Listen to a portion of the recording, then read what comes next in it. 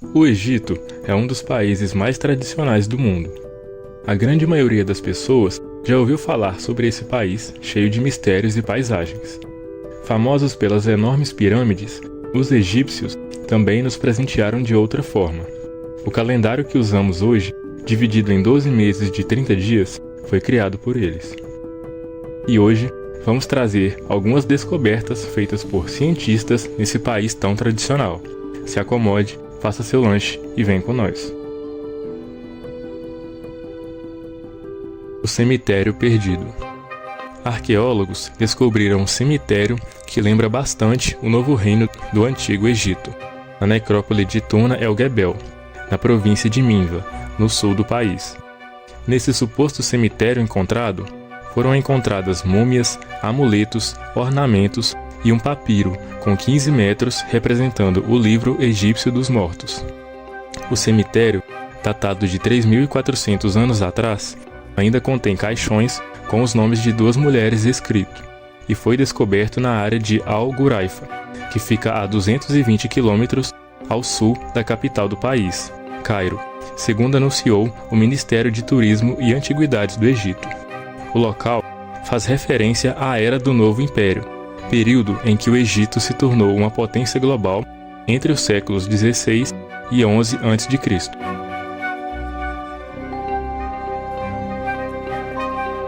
A máscara e a tumba de Tutancâmon. Tutancâmon foi um faraó coroado aos 9 anos de idade, que infelizmente morreu aos 19. Ele pertenceu à 18ª dinastia do período Novo Reino ou Novo Período do Império. Ele, certamente, é o mais famoso dos monarcas egípcios, porque sua tumba foi encontrada já no século XX, no ano de 1922, e, depois de 3.000 anos, estava praticamente intacta, o que possibilitou novos caminhos de pesquisa sobre o Egito. Tamanha fama também lhe rendeu mitos e lendas, como a de que há uma maldição em sua tumba. Além disso, documentários e até séries de ficção foram feitos com base em sua icônica história. Os objetos encontrados em sua tumba já fizeram turnês em vários lugares do mundo, reunindo milhões para vê-los. A máscara mortuária azul e dourada do faraó Tutancâmon é a origem de boa parte dos estereótipos construídos sobre a aparência dos reis egípcios. Descoberta em 1922 pela equipe do pesquisador Howard Carter, ela se tornou um ícone pop instantâneo.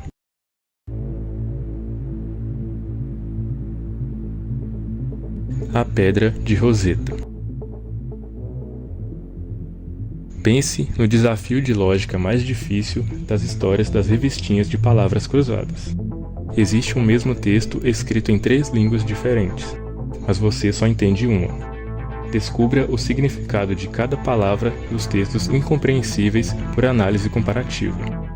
A Pedra de Roseta era isso, com inscrições em grego, na forma hieroglífica do Egito Antigo e em demótico, variante escrita de uma língua chamada egípcio tardio. Ela serviu de chave para, a partir do grego, compreender o idioma dos faraós. Foi encontrada em 1799 por um soldado de uma missão de Napoleão à África. Mas por que, afinal, alguém teria se preocupado em registrar uma mensagem em 3 línguas diferentes? Simples. A pedra contém um decreto promulgado em 196 a.C. por Ptolomeu V. E quando o assunto é uma ordem do rei, é melhor garantir que todo mundo tenha entendido. Os papiros de Oxirrinco.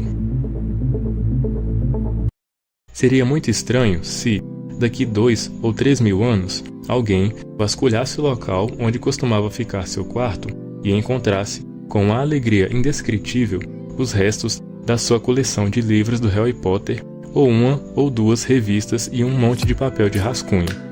O conceito de nerd do futuro poderia vir a ser criado por isso. Já o conceito de relíquia, porém, é relativo, e esses papéis poderiam ser a chave para a compreensão de nossa civilização por povos do futuro. Foi o que aconteceu quando arqueólogos vasculhavam um depósito de lixo vintage próximo à atual cidade de Oxirrinco, no final do século XIX. Eles tropeçaram em obras literárias, cartas e documentos da civilização greco-romana produzidos entre os séculos I e VI. Entre os achados, obras de Eurípides, Sófocles e Euclides. A máscara de Psúsenes I. É de se pensar no que o arqueólogo Pierre Montet estava fazendo nos desertos do Egito em 1940, quando a Segunda Guerra Mundial chegou ao norte da África. O sítio arqueológico de Tanis seria fechado em maio daquele ano com a intensificação do conflito, mas não antes do professor francês voltar com uma série de descobertas para casa. A máscara do faraó Psúsenes I foi a principal delas. Feita de ouro e lápis lazuli e encoberta por um caixão de prata, foi encontrada intacta. A localização da tumba, próxima à foz do Nilo, região conhecida como Baixo Egito, não colaborou com a preservação de objetos mais frágeis sepultados com o rei. É curioso notar que, na época e no local da morte do faraó, a prata era um material mais raro e mais valioso que o ouro. Enterro com dose extra de ostentação.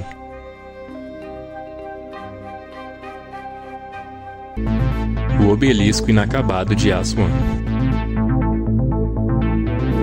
O maior obelisco do mundo antigo jamais foi terminado. Ele começou a ser esculpido em uma pedreira no território da atual cidade de Aswan, por encomenda do faraó Hatshepsut, que reinou entre 1479 e 1458 a.C. Se o brinquedo tivesse ficado pronto, pesaria cerca de 1,2 mil toneladas e teria 42 metros de altura. Foi moldado diretamente na superfície da rocha e até hoje está só parcialmente separado da peça de granito de que seria extraído. Uma imensa rachadura obrigou os artesãos a abandonarem o projeto antes do fim. É provável que, depois de erguido, ele fosse fazer companhia a um irmão menor, o obelisco de Latrão, que pertencia ao templo de Amon, em Karnak, e foi levado para a Península Itálica no século IV, pelo imperador romano Constâncio II. Sua ideia era levar a escultura a Constantinopla, nova capital oriental do Império Romano, mas a escultura nunca chegou lá.